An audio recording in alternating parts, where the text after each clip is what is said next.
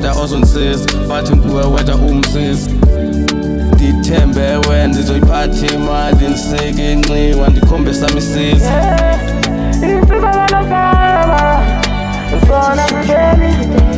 Nomhlaba uyahlaba, ubheka phansi uphethe nhlaba.